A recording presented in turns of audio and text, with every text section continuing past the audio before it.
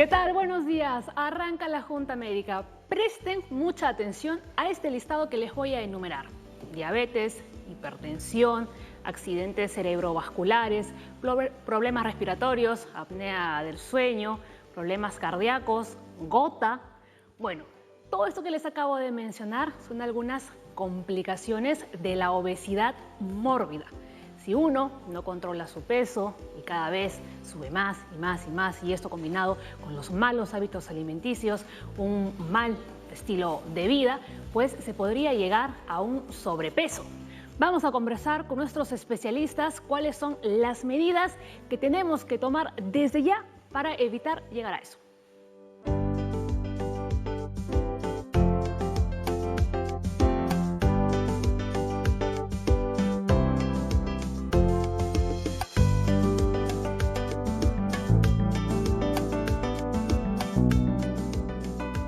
Muy bien, y una gran mesa la que tenemos hoy aquí en Junta Médica. Está con nosotros en el programa el doctor Luis Enrique Machicado, cirujano general, especialista en cirugía oncológica, bariátrica y metabólica del Hospital Arzobispo Loaiza. También está Elizabeth Salsavilca, endocrinóloga, jefa del servicio de endocrinología del Hospital Alberto Sabogal. Patricia León Pinedo, psicóloga clínica del Centro de Psicoterapia Psicoanalítica de Lima, y el médico nutriólogo Gerardo Buroncle. Al inicio yo comentaba, ¿no?, que uno puede evitar llegar a una obesidad mórbida, pero sin embargo hay algunas personas que tienen mayor predisposición, ¿no?, de que por sí tengan un sobrepeso. ¿Eso es verdad?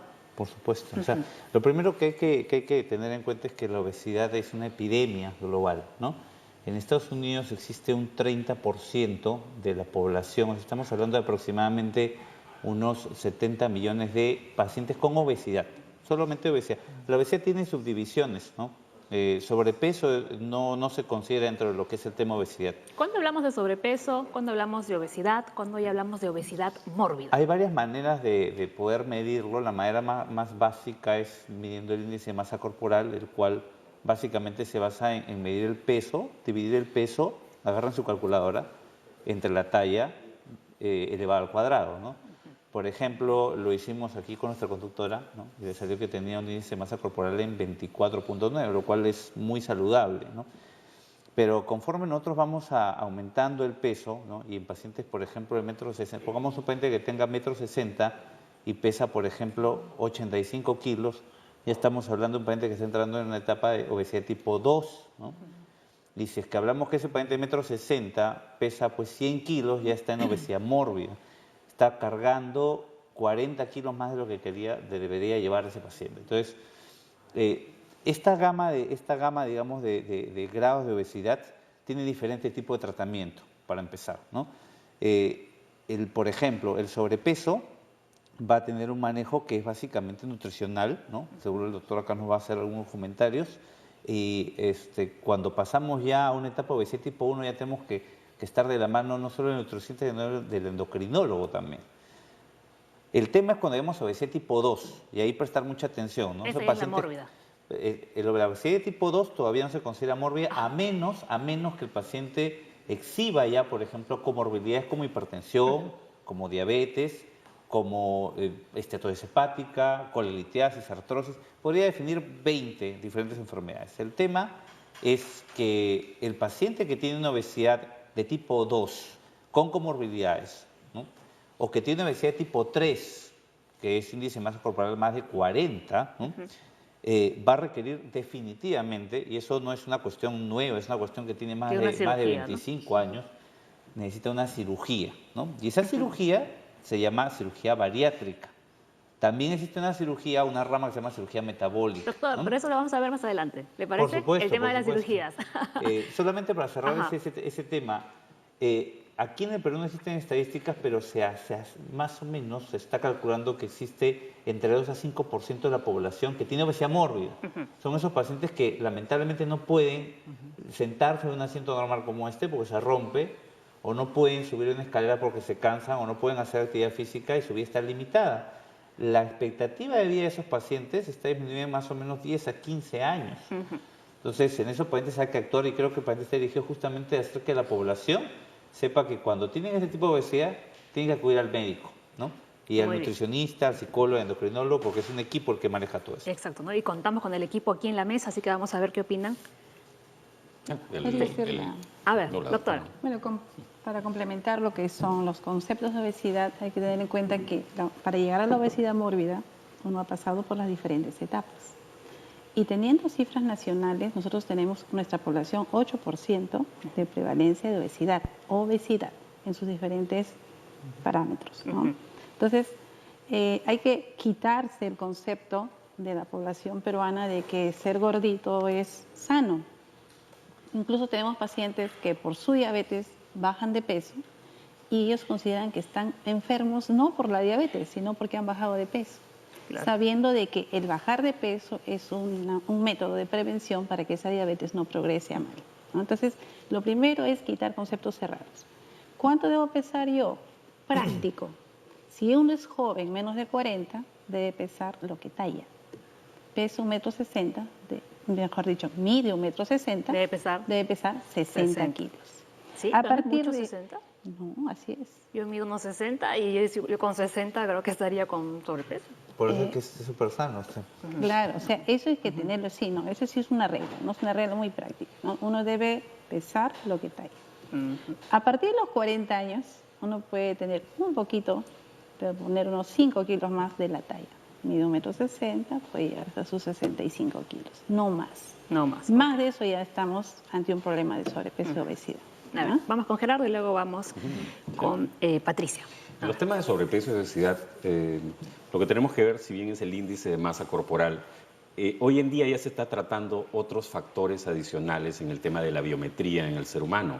Si bien el peso y entre la talla da un número que es un aproximado de sobrepeso 1 leve, obesidad 1, 2, 3 y obesidad mórbida.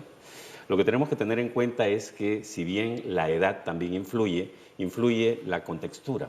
No es igual en temas de raza, en temas de talla extrema y en temas de estructura misma. Hay gente de estructura delgada, mediana y gruesa. Pueden medir lo mismo, pero no pueden pesar lo mismo. Tú mides 1,70 m, por ejemplo, y tienes estructura delgada. En tus 55 kilos estás muy bien. Pero una persona de 1,70 m con estructura gruesa, en 55 kilos se ve muy mal. Debería pesar más o menos 60 kilos, a pesar de que tengan la misma edad. Peso, talla, estructura, edad, paridad, que es distinto a la chica que ha tenido bebés con una cadera de una chica que no ha tenido bebés. Entonces el peso en realidad hoy en día está orientado a cuánto debe pesar la persona el día de hoy. Talla, edad, porque lamentablemente el índice de masa solo tiene 2 parámetros. En relación a eso se hace un diagnóstico, primero de peso, y luego el diagnóstico interno, que es no solo cómo estamos por fuera, sino cómo estamos por dentro. Colesterol, triglicéridos, glucosa, un perfil hormonal. Si hay personas que sobrepasan ya el índice de masa, por ejemplo, en obesidad, es indispensable, por ejemplo, a estas personas hacer ya niveles hormonales, una curva de glucosa muchas veces, e insulina para ver cómo está, porque muchas personas se confían. Tienen una glucosa en ayunas normal, pero esa persona cuando ingiere un alimento... Claro, eso va a cambiar. Cambia considerablemente. La insulina de repente la tiene muy elevada, dispara los niveles de insulina y esa persona ya no solo necesita un plan para bajar de peso, un plan nutricional, sino también medicación. Y es donde hay que hacerle un seguimiento al paciente para que no entre en falsas esperanzas de bajar de peso 10 kilos a la semana, 10 kilos en un mes, sino algo realista. Por eso el tratamiento básicamente del sobrepeso, la obesidad, es médico. Tienes que ir donde tu médico, que es el que tiene que conversar contigo, evaluar bien ese diagnóstico nutricional externo e interno y ver qué medidas adoptar en ese momento. Sobrepeso, obesidad, obesidad mórbida, que lógicamente la primera opción siempre es la quirúrgica. Pero antes de llegar a eso, tenemos muchos pasos que hacer. Muy bien. Y ahora sí, Patricia, desde el punto de vista psicológico, también. Bueno, se han encontrado diversas investigaciones, tanto psicológicas como psicoanalíticas, han encontrado que el problema de sobrepeso y de obesidad tiene que ver también con factores emocionales, ¿no? Un elemento común en diversos cuadros, si bien no todos lo presentan, pero un elemento común tiene que ver con los patrones de alimentación que se configuran en el primer año de vida, ¿no? La alimentación es algo que se aprende en el vínculo con la madre, en un primer momento de vida, y cuando este vínculo con la madre está alterado, estos patrones de alimentación pueden también construirse de una manera alterada y disfuncional. Por ejemplo, la alimentación es utilizada solamente para nutrir, sino también para calmar emociones, para calmar momentos de ansiedad, de tristeza, de rabia, ¿no? Entonces los patrones de alimentación terminan alterándose y además generan una distorsión en la persona. La persona no sabe qué es lo que está sintiendo su cuerpo, no puede identificar, no lo puede discriminar y genera también una dependencia muy importante al alimento. Es decir, esa lectura que hace la madre de los estados emocionales del niño, del bebé, donde no se reconoce la diferencia del niño, sino que de alguna manera se impone la lectura de la madre, crea una dependencia muy grande hacia esta figura. Luego, esa dependencia se traslada al alimento. El alimento se vive como la madre que calma todo, ¿no? Calma la angustia, calma la tristeza, calma la cólera, y entonces se utiliza, ¿no?, este alimento como un soporte del cual se depende absolutamente. Incluso se dice que puede crearse patrones de adicción hacia la comida. Entonces, ¿no? digamos Porque que en algunos casos esto puede generar desde que el niño es un bebé. se construye desde bebé, ¿no es cierto?, y se va uniendo a diferentes factores, por supuesto, endocrinológicos, físicos, sociales, ¿no? Pero tiene una función, que es la dependencia absoluta, es algo que uno toma y no puede soltar porque no puede manejar las situaciones frustrantes, de ansiedad, de dificultad, ¿no? Pero también tiene el alimento una serie de significados psicológicos, inconscientes, Muy bien. que después podemos desarrollar. Perfecto. Tenemos un caso sobre este tema, lo vamos a ver con detenimiento y luego los doctores van a comentar. Yo salí del colegio el 2010, finales de 2010. Pesaba más o menos entre 85 y 90 kilos. Cuando entré a la universidad, ahí fue que ya me di cuenta de que había subido más de 25 kilos aproximadamente. Y esto me preocupó, pero no llegué a tomar alguna medida sobre eso. Hasta que la ropa usual que tenía ya no me quedaba, entonces decidí yo mismo tratar de hacer una dieta, ¿no? Buscar una dieta por internet, pero fue un problema porque estaba afectándome, creo, en la salud.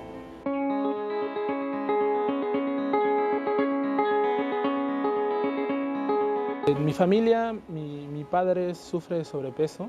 Mi hermano mayor también sufría de sobrepeso hasta que se trató con la doctora. Este problema me ocasionó inseguridad y en la universidad no me podía desenvolver como yo quisiera. Afectó el primer año, por ejemplo, en la universidad necesitas mucho participar, necesitas mucho salir a exponer y eso no lo podía hacer con normalidad. Entonces, mi desenvolvimiento académico no fue el adecuado.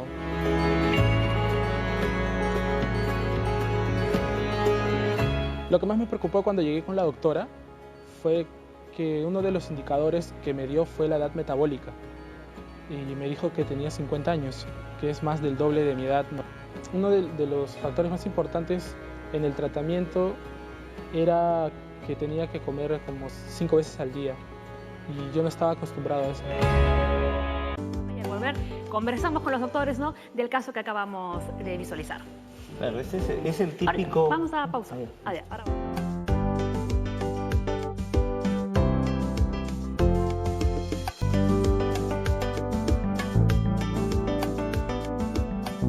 Muy bien, continuamos con el programa. Tenemos ahí en pantalla el hashtag. Pueden enviar todas sus consultas a las redes sociales. También pueden llamarnos al 619-0670. Estamos en vivo, recuérdenlo. Muy bien, la obesidad que se inicia en la infancia puede tener peores consecuencias que la que se inicia en la edad adulta. Y eso nos vendría bien quizás para relacionarlo con el testimonio de Cristian, ¿no? Porque al parecer también, digamos, varios miembros de su familia tienen obesidad. El caso de Cristian es el caso típico que nos llega al consultorio, ¿no? Nosotros hemos visto pacientes que pesan 130, 140, hasta 205 kilogramos y en ellos ofrecerles una terapia pues, nutricional o una terapia conductual no va a ser efectiva. Eso es una cuestión que ya está descrita hace mucho tiempo, ¿no? Cristian, bueno, hemos operado muchos pacientes, ya no necesitamos a veces hacer diferentes mediciones, tiene una obesidad tipo 2, ya dando para obesidad tipo 3, que es la obesidad mórbida, ¿no? Lo cual hace morbididades. Él viene de una familia de obesos. La primera pregunta que me hizo, factor genético, por supuesto. Nosotros vemos familias de obesos, ¿no? Es más, hemos operado familias de obesos, ¿no? Hemos operado a la mamá, al hijo, etc. Entonces, en el caso de Cristian, en 10 años va a pesar ya no 90 kilos, sino va a pesar 110, 115 kilos, ¿no? Si es que no toma y va a las seguir medidas. aumentando cada vez, ¿no? Y actualmente la única solución que existe es hacer una cirugía, la cual existen 4 tipos de cirugías, pero vamos a centrarnos en 2.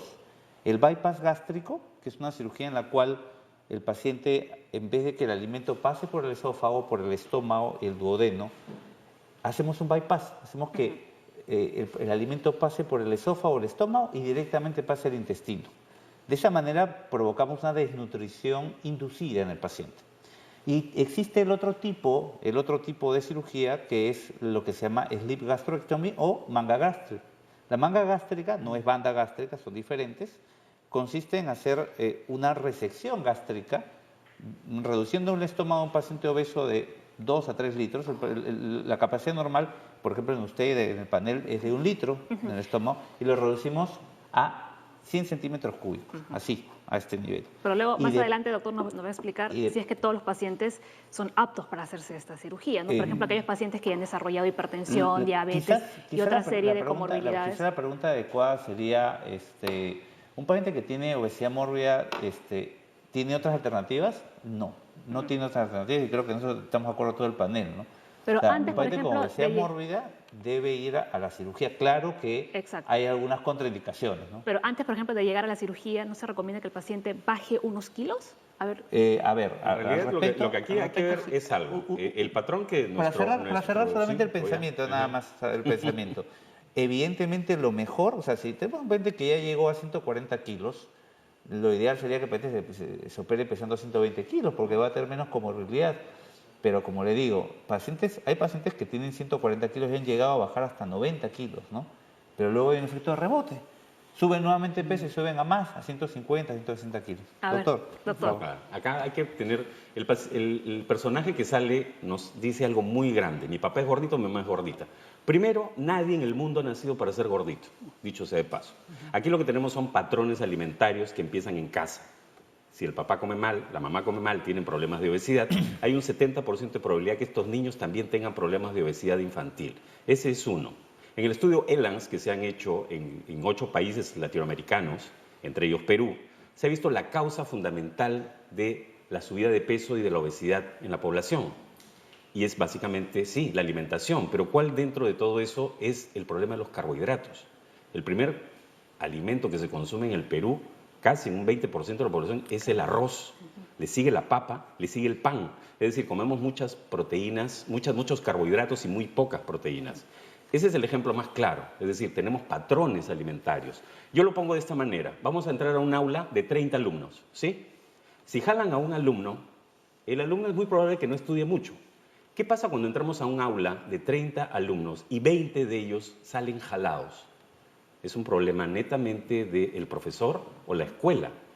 A esto le estamos metiendo el tema social, es decir, los patrones alimentarios están induciendo a que la población tenga estos problemas de sobrepeso y obesidad.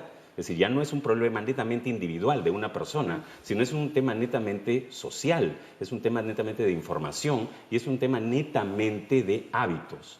¿Qué hacer con ellos? Primero ver esos patrones alimentarios que tienen las personas, empezar a modificarlos y tomar las medidas correctivas. Si es una cirugía, si es un plan alimentario, si es alimentación y medicación, pero lógicamente cada paciente tiene un punto de partida. Exacto. A ver, doctora Elisa, una cuestión ahí, porque sí yo discrepo abiertamente con el doctor. A ver, acá el tema es un tema hormonal, y la doctora que es endocrinóloga me lo va probablemente a mencionar. Hay una hormona que se llama grelina, que es la hormona de la saciedad. Está en el fondo gástrico, se secreta en el fondo gástrico, y esta hormona lo que hace es básicamente el paciente come y cuando se distiende el estómago deja de secretar la hormona. Entonces, la supresión de esta hormona hace de que el paciente ya no tenga apetito. Y uno no puede controlar la hormona. Uno no puede decir, oye, hormona grelina, contrólate. No se puede. Los pacientes con obesidad mórbida, ojo, estamos hablando no de obesidad tipo 1, estamos hablando de pacientes con obesidad mórbida, tienen un eje de esta hormona con otra hormona que se llama leptina que está alterado.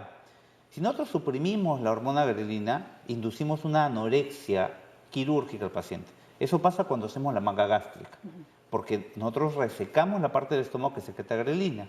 Cuando en el cuerpo no hay grelina, ¿no?, se eleva una hormona que se llama leptina, que ayuda a quemar las grasas. Ahora, ¿por qué lo menciono?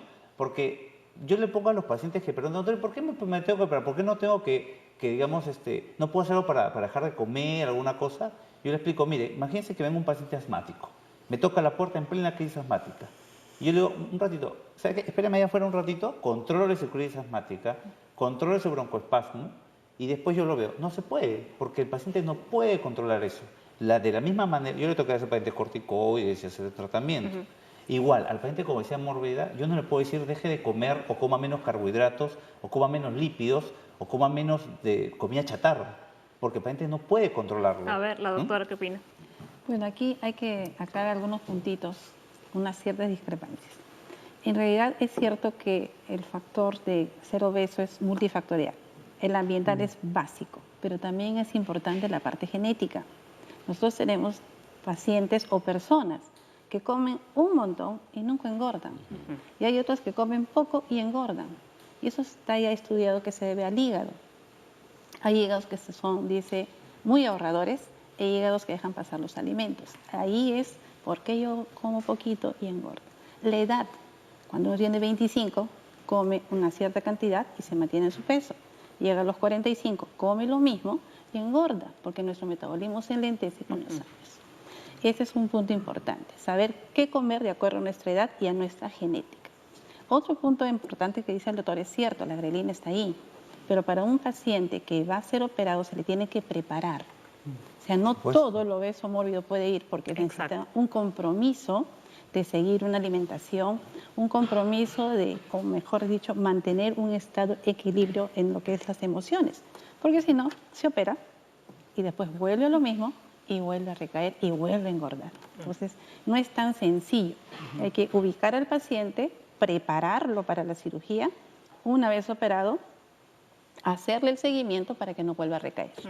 Completamente de acuerdo. Y es que es importante, es que lo que estamos hablando es una cuestión muy importante para la población. O sea, el paciente tiene que ser candidato a cirugía. O sea, yo he tenido pacientes que han llegado, porque van pacientes al consultorio desde hace más de 6 años, y me dicen, yo tengo 120 kilos, quiero operarme, pero quiero seguir comiendo McDonald's. Como dice la doctora, el paciente tiene que hacer un compromiso primero de acudir al nutricionista. El nutricionista es sumamente importante en el postoperatorio, en el pre y postoperatorio, porque el paciente, como dijeron bien, hay que hacer que baje de peso y prepare. El endocrinólogo es sumamente importante porque estos pacientes van a cambiar, son pacientes diabéticos y dejan de ser diabéticos después de la operación. Son hipertensos y dejan de ser hipertensos después de la operación. Y esto es porque al bajar de peso, esta hipertensión, esta diabetes, esta artrosis, este hígado graso que conduce a cirrosis, va a dejar de su avance natural para volver a la persona a un estado normal, ¿no? Entonces, lo que dice la doctora es muy cierto y estoy completamente de acuerdo, ¿no? Yo también quisiera la participación de Patricia porque nuevamente volviendo, ¿no?, a asociar con el testimonio de Cristian, él comentaba, por ejemplo, de que cuando llegó a la universidad sí que sentía que esta obesidad ya le estaba afectando psicológicamente, ¿no? Así es. Creo que es importante ver el lado físico, pero también el lado mental, ¿no es cierto? Y el lado emocional. Efectivamente, la obesidad es generada y también mantenida por patrones de relación dentro de la familia. Entonces, es importante considerar este factor en primer lugar. Por ejemplo, en muchos estudios psicológicos o psicoanalíticos se ha encontrado que hay más o menos 2 factores comunes, ¿no? Madres sobreprotectoras y padres muy débiles en la manera de imponer, digamos, autoridad. De manera que el chico está sobreinvestido en la relación con la madre y le es difícil generar una cierta distancia que permita, digamos, una cierta autonomía, una independencia, lo que hablaba hace un momento, ¿no? Se genera una dependencia muy fuerte. Eso por un lado. Por otro lado, la obesidad también cumple una función dentro de la familia. Y puede ser que sea operado, que tenga estos tratamientos, pero si esa obesidad cumple una función dentro de la familia, va a alimentarse para que continúe este patrón. También es importante considerar lo psicológico porque puede haber, hay que estudiar en qué condiciones psicológicas está esta persona. Puede ser que tenga una alteración en su esquema corporal, ¿no es cierto?, que se perciba delgado a pesar de estar subido de peso, y hay que ver si es que esto necesita ser tratado antes o durante y después de las intervenciones, ¿no? Y también es importante ver que la alimentación tiene una función a veces defensiva y tiene significados inconscientes. Por ejemplo, la gordura, estos son elementos inconscientes, no es que racionalmente o explícitamente la persona diga voy a comer para que cumpla esta función, pero inconscientemente, por ejemplo, esta capa de grasa que cubre a la persona puede cumplir la función de sentir que es como un escudo que me defiende del mundo externo. Cuando esta capa de grasa desaparece o disminuye, la persona se puede sentir pequeña e insegura. Hay estudios que demuestran los dibujos de las figuras humanas, cómo las personas que adelgazan se pueden sentir muy inseguros, genera un nuevo problema emocional, psicológico, que es importante estar preparados para atenderlo. Pero se sienten con esos escudos que están dentro de su casa, pero cuando salen al mundo exterior, internamente, ahí se empiezan a sentir, ¿no? Internamente, incluso dentro de casa, sienten que, porque había esta dependencia, ¿no? Si yo no tengo a mi madre, que es igual al alimento dentro de mí, ¿no es cierto?, yo siento que estoy desprotegido. Cumple también una función defensiva, por ejemplo, esto también de repente es un poquito difícil de creer, pero cumple una función defensiva frente a la sexualidad. Inconscientemente yo voy alimentando un cuerpo desagradable para mí mismo, para otros, que evite una vida sexual más adulta. Entonces todos estos elementos hay que trabajarlos también, ¿no? Vamos a ver a continuación, un momentito, doctor, ¿no? Algunas enfermedades que se pueden desarrollar cuando hay obesidad mórbida, ¿no? Como decía al inicio, les hacía ese listado: enfermedad cardíaca coronaria, accidente cerebrovascular, hipertensión, enfermedad hepática grasa, osteoartritis, gota. Hay más todavía: diabetes, enfermedad de la vesícula biliar, problemas respiratorios, incluida la apnea del sueño, trastornos reproductivos y ginecológicos. Sí, justamente, y complementando lo que decía la doctora, operarse de una cirugía bariátrica no es como operar a un paciente con apendicitis, ¿no? El paciente se opera y al día siguiente está recuperado y se va a su casa. No, el paciente antes de la operación necesita estar rodeado por un equipo que tiene que ser liderado por un cirujano y que está en contacto muy cercanamente con un nutricionista, ¿no? El nutricionista tiene que ver al paciente antes y decirme, sé que Enrique, este paciente sí va, este paciente no va a cirugía. Tiene que estar un psicólogo o psiquiatra, ¿no?, en el grupo, en el equipo, para que pueda ver qué trastornos tiene, porque por ejemplo no podemos operar a un paciente que tiene esquizofrenia o no podemos operar a un paciente que tiene un trastorno depresivo mayor, porque los cambios que van a generar en su cuerpo pueden ser mayores. Y necesitamos evidentemente endocrinólogo, gastroenterólogo y entre todos nos reunimos, anestesiólogo, entre todos nos reunimos antes de hacer una cirugía. El paciente tiene que tener en cuenta que la cirugía va a crear un profundo impacto en su organismo porque va a hacer que coma menos y va a bajar de peso rápidamente, ¿no? Estamos hablando en 6 meses estos pacientes van a perder 60 kilos aproximadamente, ¿no? Y van a revertir todas esas cuestiones que tenemos ahí en una gran proporción. Tanto así que actualmente la cirugía bariátrica significa para bajar de peso y cirugía metabólica significa paciente que, por ejemplo, paciente que mide 1,70 m pero que pesa 80 kilos y ya tiene diabetes y ya tiene esteatosis hepática que lleva a la cirrosis y ya tiene, por ejemplo, una hipertensión arterial y los operamos. ¿Y qué pasa? Que el paciente revierte estas condiciones y lo curamos. La gente debe estar pensando que el doctor está hablando cosas que no entiendo. ¿Se puede curar la diabetes con cirugía? Sí. Lo digo aquí abiertamente frente a Televisión Nacional. ¿Se puede curar la hipertensión con cirugía? Sí, en pacientes con síndrome metabólico.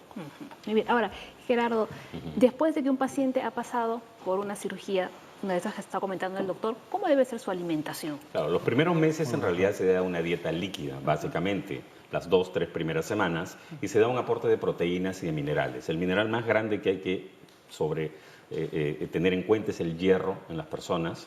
2, mejorar un poco los niveles de azúcar. Estos líquidos tienen un 20 a 21% de azúcar dentro del alimento para que el paciente mantenga su estabilidad. Luego de los 3 a 5 semanas, el paciente ya empieza con alimentos blandos y con papillas, en realidad, lo que le llamamos, como un niño cuando empieza a comer. Una crema de verduras, hay que incluir también proteínas, albúmina en un 25% hasta 30%, porque el paciente puede perder, en vez de grasa, puede perder masa muscular. Al mes, a los 2 meses, el paciente ya puede empezar a comer alimentos un poco más sólidos, pero siempre cuidando esa relación, más o menos un 30% de proteína en la alimentación, un 10% de grasa y el resto en carbohidratos ligeros, que puede ser frutas, verduras.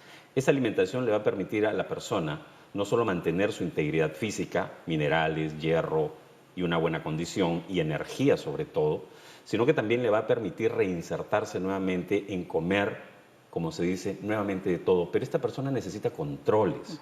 Si bien la cirugía bariátrica ha demostrado que el paciente baja de peso muy rápidamente, hay un porcentaje de pacientes que está volviendo a engordar. En Estados Unidos, en el 2015, se hicieron 150.000 cirugías bariátricas. El 9 a 12% ya empezó a engordar y se estima que esto va a aumentar más o menos a un 25 a 30%. Es decir, de cada 3 personas, en menos de 20 años, uno ya recuperó su peso. Por eso es importante hacer un seguimiento de la persona. Ahora, acá hay algo que dijo la doctora. Si bien una persona tiene tendencia a ganar peso, ojo, ¿qué se ha encontrado en el genoma humano? El gen de la delgadez. Hay gente que nació para ser delgada, que come de todo. En el mundo occidental, el 10% de la población, ojo, tiene este gen, que lo debes tener tú, es muy probable. El 90% no lo tenemos. En el mundo oriental, en la China, el 85% de chinos tiene este gen de la delgadez. Coman mucho, coman demasiado, no son capaces de engordar porque su metabolismo es completamente distinto. Hay grasa parda y hay grasa blanca. Ellos tienen más grasa parda, que es la que quema y hace combustión. Ojo, por eso no podemos comparar esto y decir que uno tiene tendencia a ganar peso. Hay factores genéticos, la nutrigenética hoy en día, así como un esquema de alergias que uno tiene dentro del cuerpo, también nos está diciendo qué alimentos son más engordantes que otros para cada persona, que eso es distinto. Muy bien. Vamos a hacer una pausa y al volver, ¿no?, a ver qué opinan los doctores con lo que acaba de mencionar Gerardo. Ya regresamos.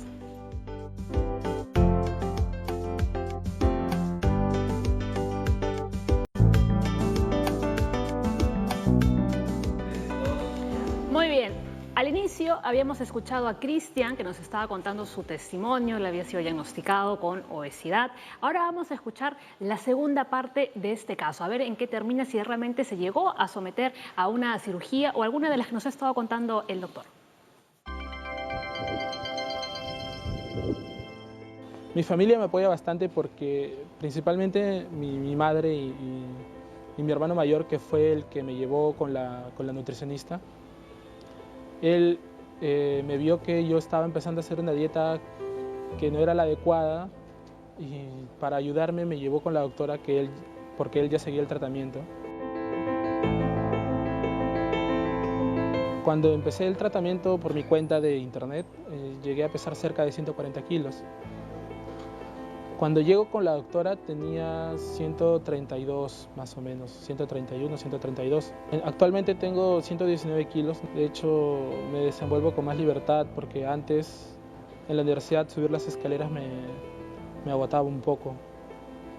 En cambio ahora con el tratamiento que sigo, que la doctora también me recomienda hacer un poco de ejercicio, ya eso ha cambiado, ¿no? Me siento un poco mejor y espero sentirme mejor todavía.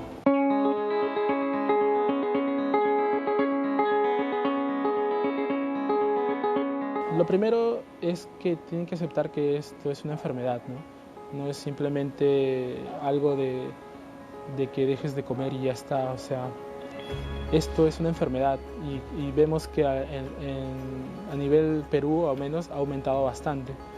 Mi recomendación sería que busquen a un profesional, a una nutricionista, que no compren estos productos que te ofrecen milagros, sino que busquen una profesional.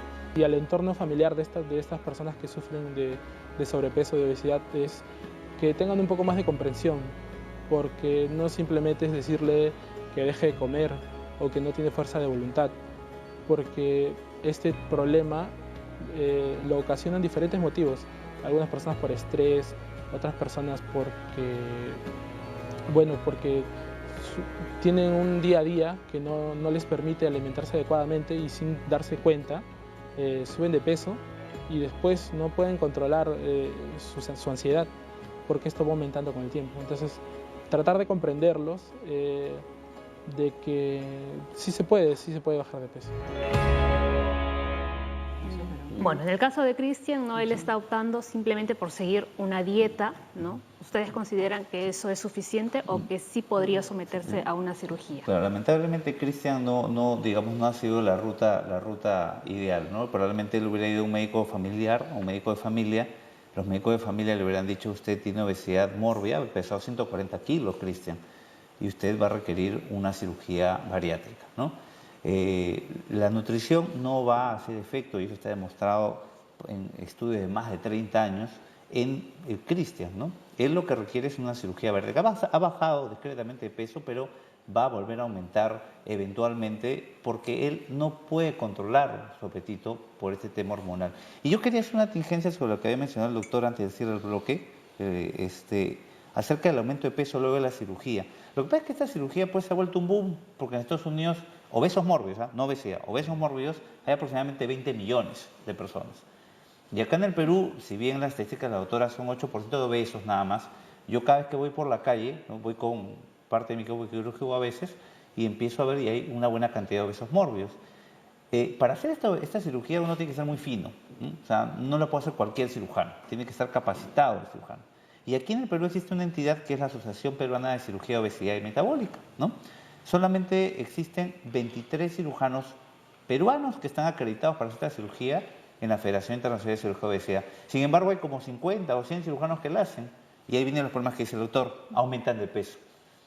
Para que el paciente no aumente de peso, no tiene que ceñirse a las normas y hacer una cirugía pero muy pulcra, de modo que el paciente se le garantice una baja de peso sostenida con el tiempo. Estamos hablando de que el paciente no debe subir de peso, ¿no? Y lo que dice el doctor sí es muy cierto. El seguimiento es básico. Justamente tuvimos un curso hace 2 semanas en la Academia Peruana de Cirugía, a la cual pertenezco, estoy honrado de pertenecer a ella, sobre cirugía de obesidad, y mencionamos que el principal problema actualmente es que el paciente se opera y como empieza a bajar de peso, a los 2-3 meses abandona. Porque ve que sigue bajando, ¿no? Estoy bajando, ¿para qué voy a ir al médico? ¿No? Estoy perdiendo mi tiempo, ¿no? Y estos pacientes a los 2-3 años tienen un rebote, ¿no? Empiezan a subir algo de peso. No vuelven a llegar a pesar 130 kilos, pero por ejemplo, Cristian, 1,65 m, llegó a 65 kilos. Ojo, él ha llegado a 85, o sea, está todavía con obesidad tipo 2, ¿no? 140. De 140 a 85, o sea, es muy discreto. La idea es que llegue a su peso normal.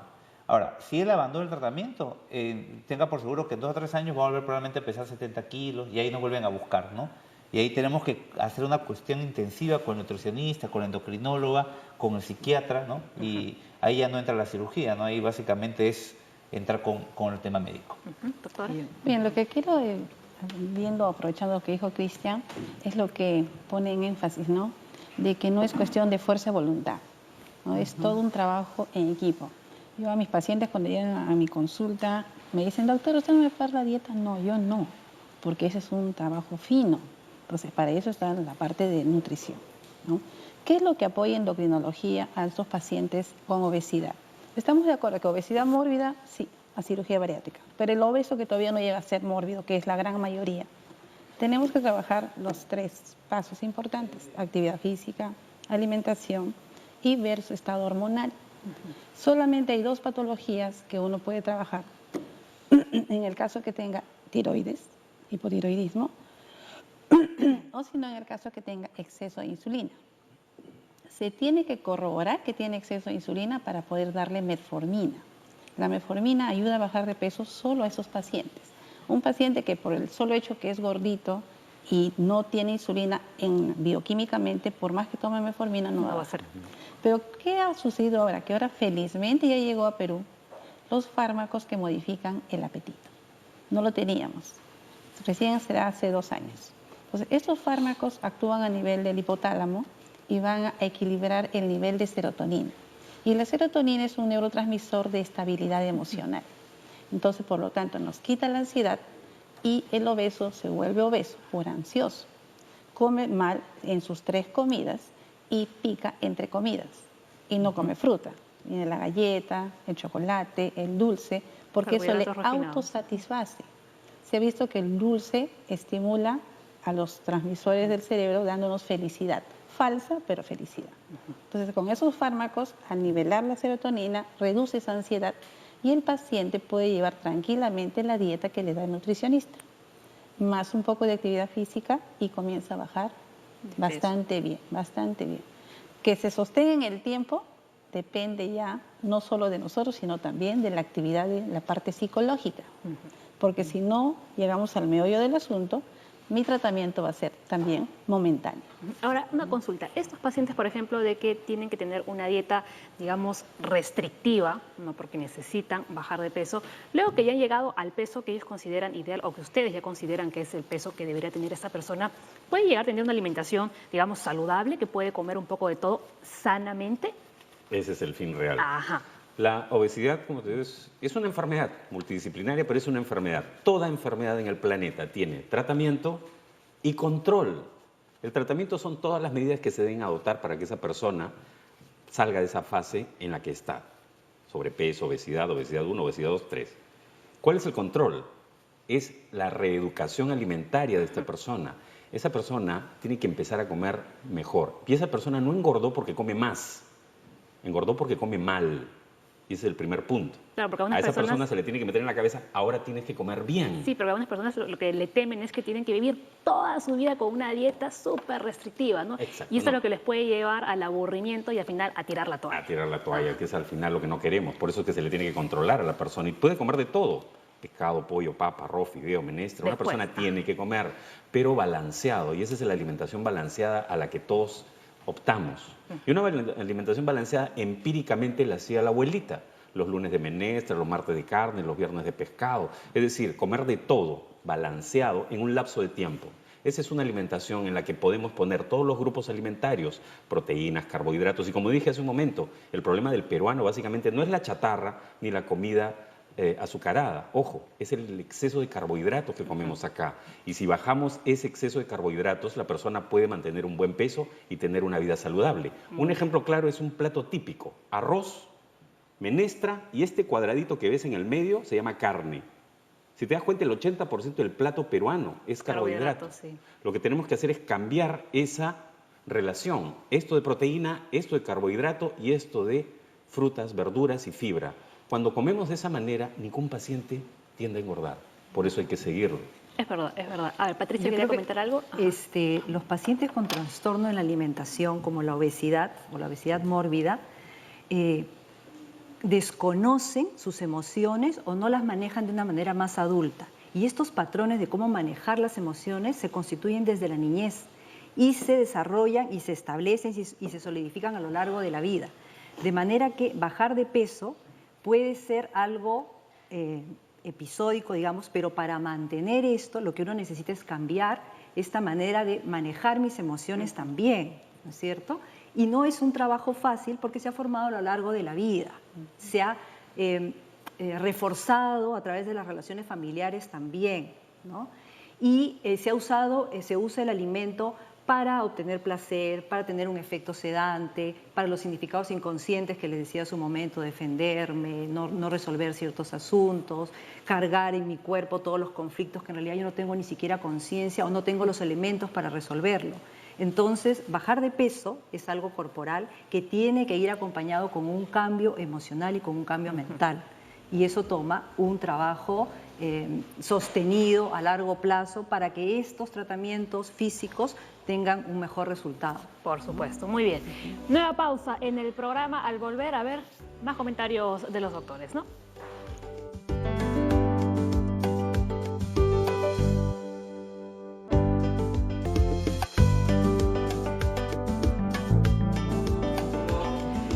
Bien, ya vamos con lo último del programa, ¿no? Sería bueno que los doctores empiecen a ir dando ya sus conclusiones, ¿no? Y las recomendaciones finales también, ¿no? De nuestro tema del día. A ver, empezamos con el doctor Machicar. Bueno, yo primero que nada agradecer por la invitación al programa, ¿no? Yo creo que básicamente el tema es Si un paciente tiene obesidad de tipo 2, o sea, si usted mide 1,60 m, 1,70 m y está pesando 90 kilos, busque a un médico, busque a un cirujano, ¿no? Un cirujano certificado, ¿no? Para poder hacerse una cirugía bariátrica, ¿no? Y tenga en cuenta que si es que esto se acompaña a diabetes, a hipertensión o a otras entidades, va a mejorar con un tratamiento quirúrgico. Y el cirujano que lo vea tiene que ser un cirujano que esté acompañado con un panel como el que tenemos. Nutricionista, endocrinólogo, psicólogo, psiquiatra, etc. Y es todo lo que quisiera decir, más bien nuevamente agradecer. ¿Puedo dar un saludito? Un saludo a la doctora Sunisu Calderón, que es hoy día su cumpleaños, de la promoción de Cayetano Heredia del año 2003. Y a mi esposa, la doctora Jacqueline Orozco, que es parte del equipo quirúrgico. Muy bien, ¿no? Ya saben, pueden ir a buscar al doctor, ¿no? Al hospital. Cirugía con cariño, porque ahí está. Con mi esposa, pero cirujana verdad. Muy bien, doctora. Bueno, lo que quisiera recomendar a la población es que por favor quiten patrones antiguos. Antiguos de que la gordura es salud. Ya se ha dicho, la gordura, la obesidad te quita 10 años de vida. Y eso lo vemos desde que los niños son chiquititos, ¿no? A veces las abuelas dicen, está muy delgado, hay que darle más de comer. Y las abuelas, lamentablemente, los padres trabajan y las abuelas son las que se encargan de dar de comer a los chicos y hacen lo que los chicos quieren, ¿no? Y según el cuadro que ustedes presentaron de que hipertensión, diabetes, etcétera, etcétera, no es solo de la obesidad mórbida, ese es del obeso grado 1. Y que desde el obeso de niño tiene mayores complicaciones de adulto porque desde niño va formando estrías grasas en sus arterias, que le va a dar infarto a los 40, no de niño, ¿no? Y va formando el hígado graso desde niño y me va arruinando a la célula beta del páncreas para que después, cuando tenga sus 40, 50, le dé la diabetes. O sea, todo lo que se ve de adulto es formado desde niño, ¿no? Entonces, obeso, niño, lamentablemente va a tener todas las complicaciones en la adultez. Entonces, por favor, cambiar los hábitos de alimentación y, bueno, llevarse de la parte más, yo siempre digo, muy concreto, como dice el doctor, es medio plato de carne, un cuarto de plato de carbohidratos y el resto verduras. Más sencillo que eso no hay desde la niñez. Ahora, también sería importante aclarar que siempre estamos diciendo que esto tiene que ir acompañado tanto también del ejercicio, ¿no? Pero Gerardo había estado comentando algo muy importante, que es que las personas que tienen mucho peso de más no pueden hacer el mismo ejercicio que una persona que tiene un peso normal. Exacto. Lo que sucede es que una persona de 120 kilos no puede hacer el ejercicio de una persona de 70. Una cuestión tan básica como el ejercicio, que es tan saludable para el ser humano, a esa persona de 70 kilos le hace muy bien y a la persona de 120 kilos le hace daño. Termina con problemas de columna, rodillas, caderas, le sube la presión arterial. Eso también hay que tener en cuenta. ¿Qué actividad física debe realizar cada persona dependiendo del peso que tiene? No es igual a todo nivel. Y es muy cierto lo que dice la doctora, los patrones alimentarios son importantes desde niños. Hay un problema muy serio que estamos enfrentando hoy en día.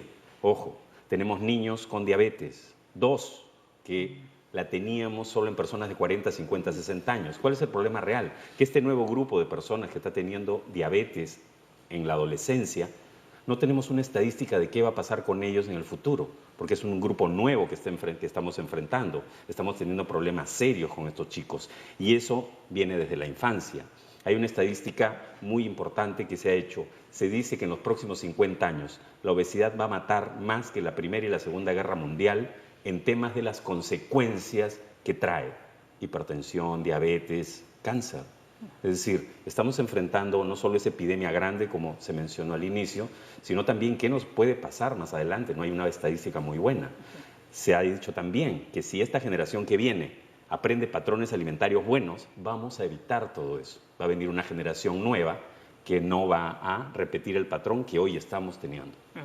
Muy bien. Y por último, Patricia. Sí, creo que los cambios en el peso son cambios externos, tienen que ir acompañados, creo yo, de cambios internos. La obesidad es algo que se adquiere a lo largo de una historia y tiene consecuencias a largo plazo también. Entonces, no basta bajar de peso, puede ser que la persona lo haga, pero internamente ya se ha construido la idea de yo valgo poco, no puedo controlarme a mí misma, me siento tímida, avergonzada de mí misma, y todo esto uno lo lleva adentro y no basta un cambio externo para que lo interno se modifique. Y creo que es importante siempre tenerlo presente y trabajarlo sostenidamente. Muy bien, perfecto. Muchísimas gracias por haber estado en el programa, ¿no? Creo que ha quedado bastante claro que empezar, ¿no?, a cambiar nuestros hábitos desde ya, ¿no? Muy bien. Mañana, ya lo saben, salud mental. Vamos a hablar de las relaciones tóxicas, así que no se lo pueden perder. Gracias por acompañarnos. Chao.